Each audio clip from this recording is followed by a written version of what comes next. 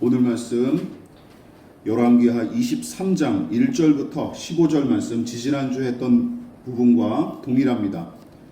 열왕기하 23장 1절부터 15절 말씀까지 제가 가진 성경으로 구약 성경 602페이지 정도 됩니다. 열왕기하 23장 1절부터 15절 말씀까지.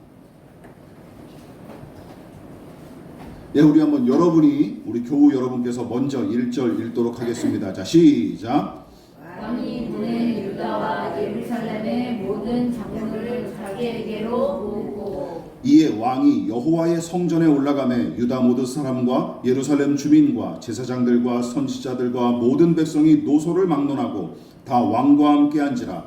왕이 여호와의 성전 안에서 발견한 언약책의 모든 말씀을 읽어 무리의 귀에 들리고 왕이 단 위에 서서 여호와 앞에서 언약을 세우되 마음을 다하고 뜻을 다하여 여호와께 순종하고 그의 계명과 법도와 율례를 지켜 이 책에 기록된 이 언약의 말씀을 이루게 하리라. 아멘. 백성이 다 그 언약을 따르기로 하니라. 왕이 대제사장 힐기야와 모든 부제사장과 문을 지킨 자들에게 명령하여 바알과 아세라와 하늘의 1월 성신을 위하여 만든 모든 그릇들을 여호와의 성전에서 내다가 예루살렘 바깥 기드론 밭에서 불사르고 그것들의 재를 베델로 가져가게 하고 이쪽에 유다 왕들이 세워서 네가 모든 성읍과 예루살렘 주변의 산당들에서 분향하며 우상을 섬기게 한 제사장들을 해하며 또 바알과 해와 달과 별대와 하늘의 모든 별에게 분향하는 자들을 패하고 또 여호와의 성전에서 아세라 상을 내다가 예루살렘 바깥 기드론 시내로 가져다가 거기에서 불사르고 빻아서 가루를 만들어 그 가루를 평민의 묘지에 뿌리고 또 여호와의 성전 가운데 남창의 집을 허갔으니 그곳은 여인의 아세라를 위하여 휘장을 짜는 처소였더라. 또 유다 각 성읍에서 모든 제사장을 불러 모으고 또 제사장이 분향하던 산당을 게바에서부터 브엘세바까지 더럽게 하고 또 성문의 산당들을 헐어버렸으나 이 산당들은 그 성읍의 지도자 여호수아의 대문 어귀 곧 성문 왼쪽에 있었더라. 산당들의 제사장들은 예루살렘 여호와의 제단에 올라가지 못하고 다만 그의 형제 중에서 무교병을 먹을 뿐이었더라. 왕이 또 흰놈의 아들 골짜기에 도벳을 더럽게 하여 어떤 사람도 몰록에게 드리기 위하여 자기의 자녀를 불로 지나가지 못하게 하고 또 유다 여러 왕이 태양을 위하여 드린 말들을 제하여 버렸으니 이 말들은 여호와의 성전으로 들어가는 곳에 근처 넷이 나다벨의 집 곁에 있던 것이며 또 태양 수레를 불사르고 유다 여러 왕이 아하스의 다락 지붕에 세운 제단들과 므낫세가 여호와의 성전 두 마당에 세운 제단들을 왕이 다 헐고 거기서 빻아내려서 그것들의 가루를 기드론 시내에 쏟아버리고 또 예루살렘과 얼마나 산 오른쪽에 세운 그 산당들을 왕이 더럽게 하였으니 이는 옛적에 이스라엘 왕 솔로몬이 시돈 사람의 가증한 아스타롯과 모압 사람의 가증한 금모스와 암몬 자손의 가증한 밀곰을 위하여 세웠던 것이며 또 왕이 또 석상들을 깨뜨리며 아세라 목상들을 찢고 사람의 해골로 그곳에 채웠더라. 다같이 또한 이스라엘에게 범죄하게 한 느밧의 아들 여로보암이 베델에 세운 제단과 산당을 왕이 헐고 또 그 산당을 불사르고 빻아서 가루를 만들며 또 아세라 목상을 불살랐더라. 아멘. 다 같이 한번 말씀의 제목을 읽어보도록 하겠습니다. 자, 시작. 뽑고 파괴하며 무너뜨리는 개혁.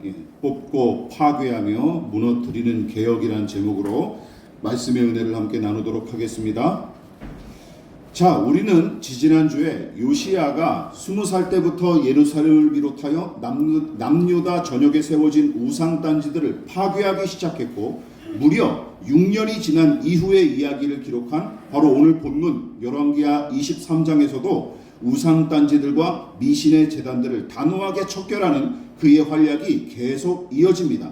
특히 우리는 우상과 미신 척결 정책이 장기간에 걸쳐 이루어진 사실을 지난주에 주목했었는데, 그것은 우상 숭배와 미신의 풍습이 남유다에 깊이 뿌리내렸고 매우 오랫동안 활개를 쳤기 때문이었습니다. 게다가 우상과 미신 숭배의 풍습이 남유다 백성의 정신과 생활 양식까지 침투하여 악영향을 끼쳤는데, 그것이 남유다 전반에 불법과 불의가 횡행하도록 부추겼을 뿐만 아니라 폭력과 착취와 부도덕이 팽배한 사회로 전락시켰던 것이죠. 더군다나 선하다고 일컫는 왕들조차 우상 숭배와 미신 풍습에 미온적으로 대처하기 일쑤였던 탓에 왕이 산당들을 제거하지 않으므로 백성이 여전히 산당에서 제사를 드리며 분향했다라고 하는 구절이 소위 하나님 보시기에 선하다 하고 평가를 받는 왕들의 이야기에도 어김없이 등장했죠.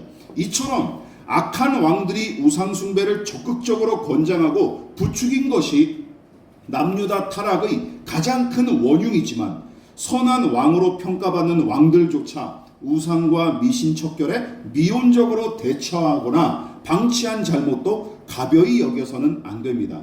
또한 하늘과 땅을 잇는 거룩한 공간인 성전이 우상 숭배와 성매매의 전당으로 전락한 것도 인상적이었습니다. 그러나 요시야는 그 타락하고 망가진 성전에서부터, 그리고 이 무지몽매한 백성과 더불어 개혁을 감행하기에 이릅니다. 너무나 부담스럽고 힘겨운 일이었지만, 또한 엄청난 희생과 수고를 요구하는 일이었지만, 그래도 요시야는 율법책에 기록된 하나님의 말씀만 붙들고 성전을 향해 나아가는 모습을 우리가 지지난주에 살펴봤어요. 이처럼 요시야의 개혁은 율법책을 발견한 이를 계기로 더욱 광범위하면서도 지속적으로 이루어집니다. 그래서 비록 한시적이었을지언정 다윗이 믿음으로 이스라엘을 선하게 통치했던 시기와 견주어도 아주 손색이 없을 만큼 요시야의 통치기는 어느 때보다 하나님 나라와 그 의를 추구하기에 힘쓴 시대로 평가받을 만하죠. 그리고 요시야가 20살의 나이로 우상과 미신을 척결하기 시작했던 그 이듬해만 하나님께서 예레미야 선지자를 세우시고 요시야 왕을 도와 개혁의 뜻을 전하도록 조치하셨던 것 같은데, 요시야는 예레미야에게 계시하신 하나님의 말씀대로 개혁을 착착 진행하기에 이릅니다. 자, 예레미야 1장 10절을 같이 한번 읽어보겠습니다. 시작. 보라, 내가 오늘 너를 여러 나라와 여러 왕국 위에 세워 내가 그것들을 뽑고 파괴하며 파멸하고 넘어뜨리며 건설하고 심게 하였느니라 하시니라. 물론 이 계시는 하나님께서 예레미야 선지자에게 부여하신 말씀이지만, 본문에 기록된 요시야의 이야기에 재미있게도 이 순서를 고스란히 따라가요. 자, 그렇다면 뽑고 파괴하며 무너뜨리는 요시야의 개혁은 어떤 방식으로 이루어졌을까요? 우리가 오늘과 다음 주에 걸쳐서 두 차례에 걸쳐서 살펴보고 함께 은혜를 나누도록 하겠습니다. 자, 첫 번째 같이 한번 읽어볼까요? 자, 시작. 지속적으로 이루어진 요시야의 개혁. 벌써 몇 번에 걸쳐서 언급했다시피 요시야의 개혁은 한시적으로 이루어진 깜짝 파티나 위정자들이 생색내기용으로 흔히 쓰는 전시행정 등과는 거리가 멀었습니다. 16살에 여호와 하나님을 찾기 시작함으로써 자신의 믿음을 분명하게 나타나게 시작했던 요시야는 왕위에 오른 지 13년째인 20살 무렵부터는 남유다에 두루 퍼진 미신과 우상을 철폐하기 시작했고, 6년 뒤에 26살이 됐을 때는 성전에서 율법책을 찾기 전까지도 꾸준히 그 정책을 시행했던 것으로 보입니다. 여러분 생각해 보십시오. 요시야가 이 20살 나이에 이렇게 생각할 수도 있잖아요. 야, 이 일은 너무 무모하고 힘들다. 그리고 무슨 성과가 바로바로 나타나지도 않는다 하고 판단해서 진직의 개혁을 중단했다면, 여러분 하나님의 성전을 청소하고 보수하는 일을 감행했을 리가 있겠습니까? 따라서 개혁의 일환 중 하나로서 성전 보수와 청소도 감행했던 까닭에 요시야의 개혁이 중단 없이 계속 진행된 거로 해석하는 관점이 타당해 보이는 것이죠. 게다가 그는 6년 동안 지속적으로 우상 척결 정책을 시행했고, 더 나아가 성전 보수를 감행한 것으로 만족하지 않았어요. 무엇보다 하나님께서 요시야의 이 개혁이 지속되기를 바라셨던 것 같은데 그 증거가 무엇입니까? 바로 성전을 보수하는 중에 율법책을 발견하도록 인도하신 일이었죠.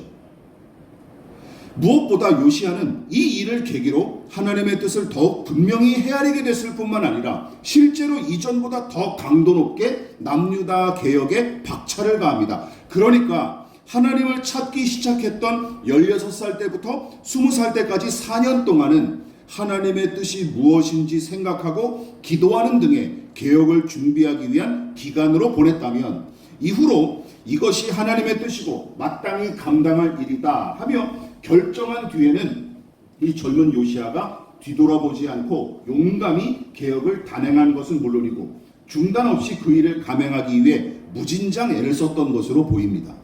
상남자가 이제 이런 게 상남자죠. 다시 말해 여러분 기억하십시오. 어떤 시간도 그는 예외를 두지 않았어요.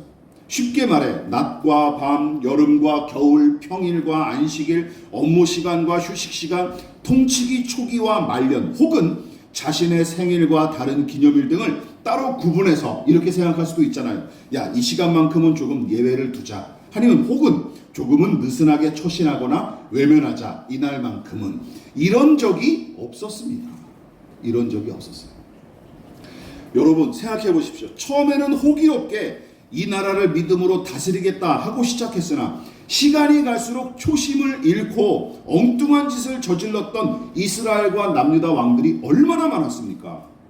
초대왕 사울과 다윗의 아들 솔로몬이 대표적이고 심지어 요아스는 성전 보수를 위해 힘쓴 것이 요시야와 비슷하지만 이후에는 그도 잔인무도한 짓을 일삼는 폭군으로 변질했으며 하나님을 의지하는 믿음으로 몇 번이나 나라를 위기에서 구했던 히스기야는 교만하고 탐욕스러운 말년을 보냄으로써 제 얼굴에 스스로 먹칠하는 짓을 저질렀습니다.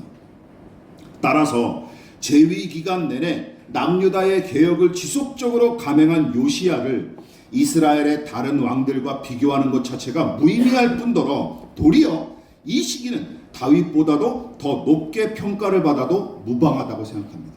이 부분에서는 다윗보다 요시야가 훨씬 더 훌륭해 보여요. 무엇보다 이런 개혁의 지속성은 그가 평생 율법의 말씀을 가까이 하며 살았고 그 믿음의 바탕 위에서 인내할 힘을 얻었기에 가능했을 거로 보입니다. 예수님의 말씀이 그의 인생을 보여주는 것처럼 보여요. 누가복음 8장 15절 말씀 같이 읽어볼게요. 시작. 좋은 땅에 있다는 것은 착하고 좋은 마음으로 말씀을 듣고 지키어 인내로 결실하는 자니라. 여러분 경건한 믿음의 사람들로부터 들은 하나님의 율법, 역사를 통해 배운 하나님의 말씀, 그리고 율법책으로부터 들려온 하나님의 계시를 힘입어 요시야는 남유다의 개혁을 시작했고 시시때때로 그 말씀을 곱씹으며 깊이 묵상함으로써 자신의 마음과 생각을 지켰던 까닭에 끝까지 인내하며 개혁을 감행했던 것으로 보입니다. 개혁의 지속성은 그러니까 바로 이 말씀에서부터 온 거예요. 이처럼 처음부터 끝까지 그리고 주어진 모든 시간을 바친 요시야의 개혁은 또 다른 측면에서도 빈틈없이 이루어집니다. 자, 두 번째 요소가 무엇입니까? 자, 시작. 전방위적으로 이루어진 요시야의 개혁. 앞서 살펴본 요시야의 개혁이 모든 시간을 통틀어 이루어진 것이라면 이제 살펴볼 내용은 모든 공간과 장소에서 이루어진 개혁의 양상입니다. 다시 말해 요시야의 개혁이 모든 시간에 걸쳐 예외 없이 이루어졌듯이 개혁의 칼날이 비껴가는 공간이나 예외를 둔 장소를 본문에서 찾아볼 수가 없어요. 자, 우선 하나님의 성전 안에 세워졌던 우상단지들과 미신의 기구들을 제거한 것 자체가 인상적입니다. 4절과 6절과 7절을 보십시오. 제가 읽어볼게요. 아세라, 바알과 아세라 신상, 1월 성신을 숭배하기 위한 도구를 성전에서 축출했죠. 또한 성전 안에 운영했던 남창의 집을 허물어뜨렸습니다. 이런 모습들을 보십시오. 여러분, 성전 안에 있는 신상들과 미신 숭배 기구들을 끄집어내어 파괴한 일이 인상적인 이유는 잘 들어보십시오. 오늘날 교회가 얼마나 시대를 성경을 역행하고 있는지 잘 들어보십시오. 목사를 비롯한 사역자와 기독교회의 예배당에 무슨 신성 불가침의 권리를 부여함으로써 거기에 어떤 이의 제기나 제재도 할 수 없는 것처럼 호도하는 작자들이 교회 안에 허다합니다. 그런데 그들이 신성 불가침의 영역인 것처럼 자주 들먹이는 공간 중에 하나가 뭐예요? 바로 구약의 하나님의 성전이기 때문입니다. 웃기는 일이죠. 여러분 기억하십시오. 오늘날 예배당은 구약의 성전 개념을 그대로 적용하면 안 됩니다. 믿으십니까? 성전이 아니에요. 여기는 구약의 성전 개념을 그대로 적용하면 안 될 뿐더러 여러분 성전이란 것이 아무리 거룩하고 신령한다 하더라도 기억하십시오. 성전은 그저 예수님과 그분이 성취하신 일의 그림자에 불과합니다. 믿으십니까? 그림자에 불과해요. 여러분 실체가 중요합니까? 그림자가 중요합니까? 당연히 실체가 중요하죠. 그러므로 기억하십시오. 성전은 그저 예수님과 그분이 성취하신 일의 그림자에 불과할 뿐 그 건물 자체는 절대로 기독교의 핵심이 될 수 없습니다. 믿으십니까? 이게 기독교예요. 개신교예요. 이게 성전 자체가 핵심이 될 수 없어요. 게다가 기억하십시오. 역사적인 사실을 말씀드릴게요. 솔로몬의 성전은 이후에 바벨론의 침공으로 완전히 파괴되었고 스룹바벨이 재건한 제2성전도 셀루코스 제국의 안티오코스 4세에 의해 능욕을 당했으며 나중에 헤롯 대왕이 증축한 제3의 성전도 로마의 침공으로 AD 70년에 돌 위에 돌 하나도 남지 않고 파괴됐어요. 그런데 성경은 이 모든 일이 무엇으로 말미암은 것임을 기록하고 있습니까? 하나님의 심판이다. 하나님의 심판으로 기록하고 있습니다. 따라서 개교회와 목회자 개인의 이익을 위해 불법과 불의를 서슴지 않고 저지르는 교회가 구약의 성전이나 제사장 직분을 들먹거리면서 신성 불가침을 논하는 것 자체가 얼마나 우스꽝스럽고 아이러니한 일인지 몰라요. 그러므로 우리 한결교회 성도들만큼은 이런 논리에서 벗어나시기를 부탁을 드리겠습니다. 여기는 구약의 성전이 아니에요. 더 중요한 예수님을 예배하는 공간일 뿐입니다. 믿으십니까? 그 사실을 기억하십시오. 그러나 성경의 일관적인 메시지 중 하나가 무엇인지 아십니까? 바로 하나님의 집부터 심판하신다는 내용이에요. 이게 제가 찾아보니까 성경에 4구절이나 5구절 정도 등장하더라고요. 심판이 하나님의 집부터 이루어진다라는 내용이죠. 그래서 기억하십시오. 요시야는 본래의 목적과 취지를 상실하고 엉뚱한 용도로 쓰였던 하나님의 성전을 신성 불가침의 영역으로 남겨두거나 예외로 두지 않고 어떻게 해요? 단호하게 정화와 개혁을 단행합니다. 여러분 구약에서도 이미 이랬어요. 구약에서도 이런데 맨날 무슨 목사들이 기독교를 비난하면 무조건 마귀라 그러고 그리고 뭐 교회 문제가 생겨서 이의를 제기하면 다 신천지라 그러고 이렇게 매도하는 짓을 서슴지 않고 있습니까? 미친놈들이죠. 이처럼 당시 대부분 사람이 신성하게 여겼던 성전마저 개혁을 위해 과감하게 손을 댔는데 요시야가 성전 이외의 다른 공간을 무관심하게 방치하거나 무시할 리가 있겠습니까? 감히 손도 못 대던 거룩한 공간이 성전마저도 개혁의 대상으로 삼았던 사람이 자신의 왕궁과 그리고 백성이 살았던 다른 지역을 개혁 안 할 리가 있겠습니까? 당연히 그건 손쉽게 개혁하겠죠. 그래서 게바에서부터 브엘세바까지 또한 몰록을 숭배하던 흰놈 골짜기 및 예루살렘과 그 주변 지역 그리고 북이스라엘에 속했던 베델까지 이스라엘 전역에 걸쳐 우상과 미신 척결 정책을 이어갑니다. 당연합니다. 하나님은 성전이란 한정된 공간 안에서만 다스리시는 분이 아니라 온 땅의 왕이자 모든 공간의 주인이시기 때문입니다. 믿으십니까? 이 믿음이 있었기에 이스라엘 전역을 개혁했던 거예요. 그래서 믿음의 사람은 어디서나 하나님을 예배하고 그 뜻을 따라야 마땅한데 하나님께서 어디서나 계시고 그분이 모든 곳을 다스리시기 때문입니다. 믿으십니까? 이 믿음이 있어야 되는 거예요. 시편 103편을 보십시오. 같이 읽어볼게요. 시작. 여호와의 지으심을 받고 그가 다스리시는 모든 곳에 있는 너희여 여호와를 송축하라. 내 영혼아 여호와를 송축하라.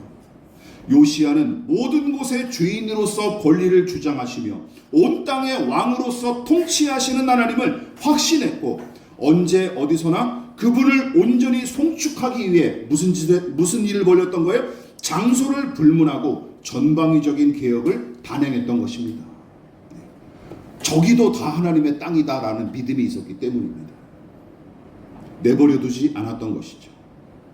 이처럼 요시야의 개혁은 모든 시간과 모든 공간의 주인이신 하나님을 신뢰하는 믿음에서 비롯된 것이고, 그로 인해 어떠한 예외를 두지 않고 지속적이면서도 광범위하게 개혁을 단행할 수 있었던 것입니다. 믿으십니까?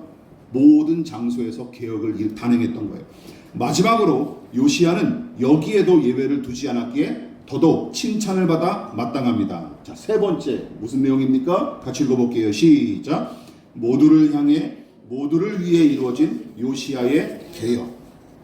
여러분, 요시야는 모든 시간과 모든 공간의 개혁을 위해 힘쓴 것은 물론이고, 그 시간과 공간에 사는 모든 사람을 향해서도 그의 개혁은 독일하게 적용이 됩니다. 어쩌면 가장 힘들고 어려운 일이 사람을 향한 개혁이 아닐까요? 당연하죠.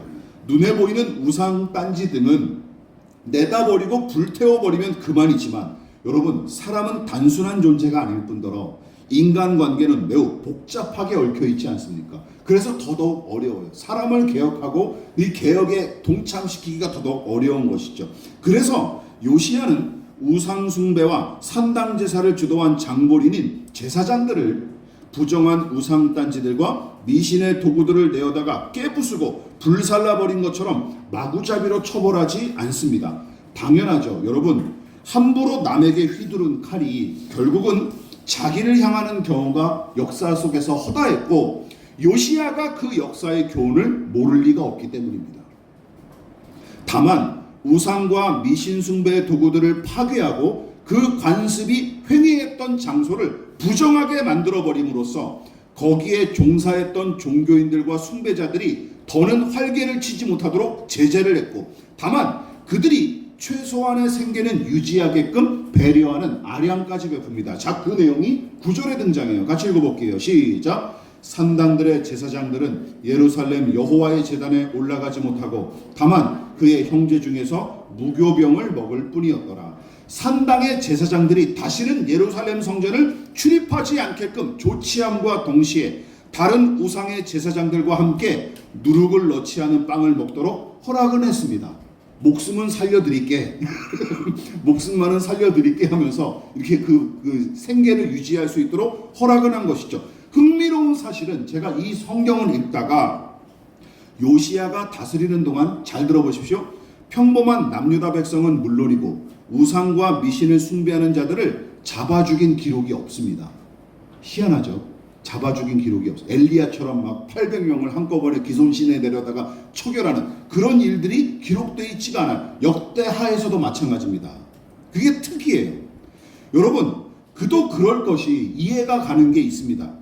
불신앙과 신앙의 경계가 매우 모호한 백성이 그 당시에 허다했고, 게다가 강박적으로 개혁을 감행하며 처벌을 남발했다가는 나만할 사람이 없었기 때문이죠. 이것도 있었을 거예요. 나만할 사람이 없었을 거예요. 그냥 자기의 인간적인 기준으로 너 마음에 안 들어 처벌을 했다면 남유다 백성 중에 거의 다 죽었을 것입니다. 다만 혐의가 분명한 자들에 대해서는 위의 구절처럼 여러 제재를 가하는 방식으로 조치하며 압박했던 것이죠. 다시 말해, 저는 요시야의 개혁을 이렇게 정리하고 싶습니다.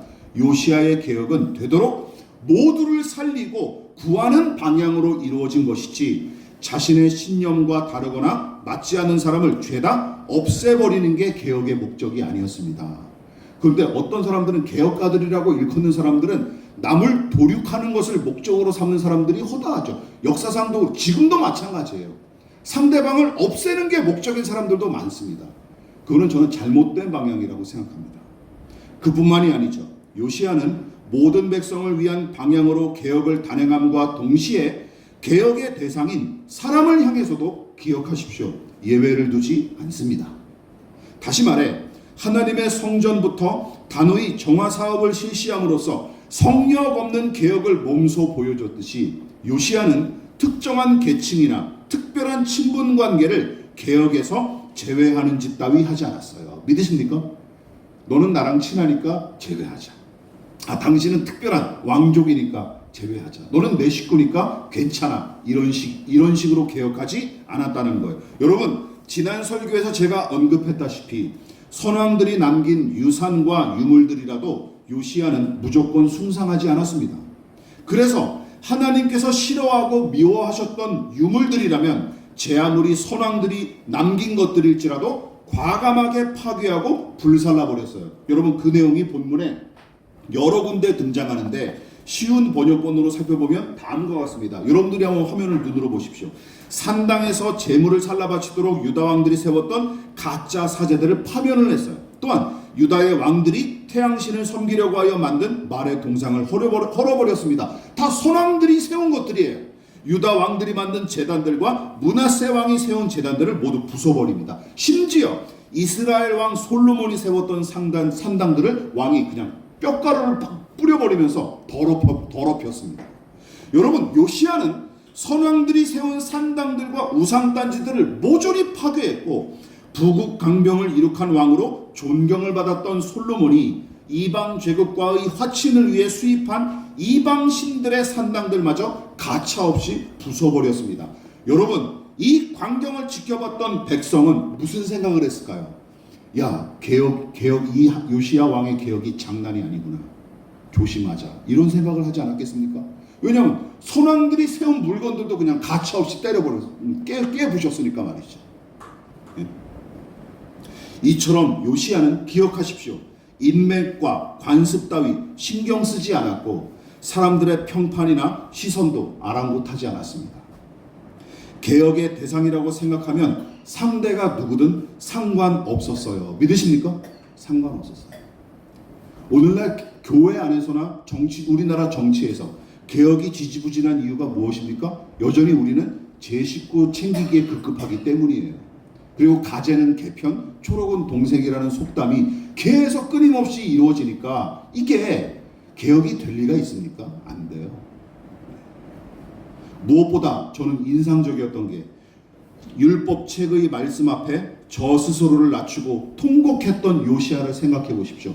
자기 자신도 개혁의 대상에서 예외가 아니었어요. 믿으십니까? 그러니까 회개했던 것이죠. 회개했던 것이죠. 말씀을 마무리하도록 하겠습니다. 지금까지 살펴봤듯이 요시야의 개혁은 모든 시간과 모든 공간을 아우르며 이루어졌고 개혁의 핵심인 사람을 향해서도 이런저런 예외를 허용하지 않았습니다. 즉 그는 지금 남유다를 다스리는 자신을 포함하여 선왕들이 남긴 유산까지 개혁의 대상으로 삼았고 언제나 다스리시며 모든 시간의 주인이신 하나님을 범사에 인정하고 찬양했기에 인내하는 믿음 안에서 지속적으로 개혁을 감행할 수 있었어요. 또한 어디서나 다스리시고 일하시는 하나님을 항상 확신하고 신뢰했기에 어디에 서 있든지 어디로 가든지 상관없이 하나님의 뜻을 이루기 위해 무진장 애를 썼습니다. 그리고 요시야의 개혁은 자신의 업적을 전시하고 홍보하기 위한 일회성 행사가 아니었어요. 또한 자신의 내면의 자리매김한 든든한 기반 없이 제풀에 지쳐서 개혁을 중단하지도 않았습니다. 무엇보다 그의 개혁은 신성 불가침의 공간이나 특혜의 대상 따위는 존재하지 않았습니다. 이것을 기억하십시오. 그래서 하나님의 성전과 선왕들이 남긴 유물도 예외 없이 개혁의 대상으로 삼았으며 실제로 뽑고 파괴하며 무너뜨리는 일을 지속적으로 감행했던 것입니다. 거기에 예외는 없었습니다. 요즘 누구처럼 300만 원짜리 명품백을 뇌물로 받고 주가 조작과 논문 표절과 건설 특혜 등의 불법적인 행태가 만천하에 드러났는데도 수사를 받기는커녕 도리어 검찰이 친히 수사 대상을 아련하기 위해 납작 엎드리는 괴상망측한 광경은 요시야처럼 정의롭고 선한 왕에게는 감히 상상도 할 수 없는 일이었습니다. 그런데도 권력의 개노릇하기 일수인 검찰 나부랭이들과 국민이 부여한 권력을 제 것인 것처럼 유세를 떠는 대통령은 입만 열면 무슨 소리를 내요? 지겨워 죽겠어요. 성역이나 예외가 없는 공정한 수사. 거부권을 행사하는 자가 범인이란 말을 아무런 거리낌도 없이 내뱉고 있습니다. 저는 결론을 내렸어요. 양심이나 직업 윤리 자체가 결여된 인간들이다 라고 저는 결론을 내렸습니다. 그러나 그런 사람들만 탓하지 마십시오. 우리도 예외가 아닙니다. 하나님은 우리의 모든 시간과 공간 속에서 찬양과 높임을 받고 계십니까? 내가 서 있는 자리에서 내가 존재하고 살아가는 이 시간을 통해 하나님의 영광이 나타나고 그리스도 예수의 향기가 풍겨지고 있습니까? 내 내면에 또아리를 틀고 앉아있는 더러운 본성을 마주하고 있습니까? 그래서 뽑고 파괴하며 무너뜨리는 자기 부정과 자기 부인을 위해 늘 주의 말씀을 묵상하고 그 은혜를 의지하여 기도하고 계십니까? 그게 아니니까 나부터도 개혁이 안 되는 거예요. 변화가 안 되는 것이죠. 요시야는 시편에 기록된 이 신앙 고백들을 깊이 공감하고 강하게 확신했던 탓에 언제 어디서나 하나님의 사람답게 살아가기 위해 몸부림쳤고 매 순간 불의하거나 부정한 것을 배척하기에 힘썼던 것 같습니다. 어떻게요? 이 구절 이런 믿음의 내용이 항상 그의 마음을 자리 잡고 있었기 때문이죠. 같이 한번 읽어보겠습니다. 연달아서 시작. 주의 나라는 영원한 나라이니 주의 통치는 대대에 이르리이다. 여호와께서 그의 보좌를 하늘에 세우시고 그의 왕권으로 만유를 다스리시도다. 하나님이 뭇 백성을 다스리시며 하나님이 그의 거룩한 보좌에 앉으셨도다. 이 믿음의 고백이 우리 내면에 깊이 자리매김하고 든든히 뿌리내리기를, 그 이 믿음이 그럴듯한 입술의 고백으로 그치지 않고 정의와 긍휼과 성실과 정직으로 구현될 수 있기를 진심으로 축원을 드리겠습니다. 그러므로 너희는 이렇게 기도하라. 하늘에 계신 우리 아버지의 이름을 거룩하게 하시며 아버지의 나라가 오게 하시며 아버지의 뜻이 하늘에서와 같이 땅에서도 이루어지게 하소서. 오늘 우리에게 일용할 양식을 주시고 우리가 우리에게 잘못한 사람을 용서하여 준 것 같이 우리 죄를 용서하여 주시고 우리를 시험에 빠지지 않게 하시고 악에서 구하소서. 나라와 권능과 영광이 영원히 아버지의 것입니다. 아멘.